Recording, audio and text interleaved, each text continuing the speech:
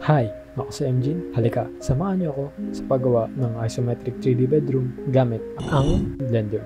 Ang una kong ginawa is gumawa muna ako ng faces gamit ang cube para sa pader at flooring. Then in-extrude ko lang ito para maging walls. Sa process na ito medyo nakakalito pero kaya yan. Next na ginawa ko dito is yung bed. Hindi ko na masyadong pinakita sa inyo yung whole process ng paggawa ng bed kasi sobrang tagal niyan. Actually, inabot ako at least 2 to 3 days sa pagtapos na itong project na to.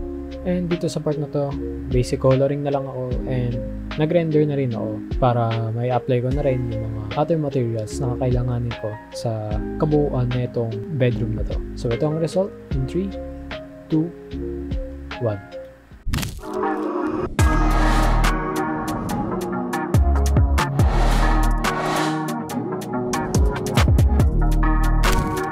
Simple lang siya. I'm happy with how it turned out. Minsan kailangan mo lang talagang magsimula kahit hindi mo pa gamay ang mga tools. So ayun lang. Sana nag-enjoy kayo sa quick process video na ito. Kung nagustuhan mo ang video na to, baka naman. And always remember, to God be the glory.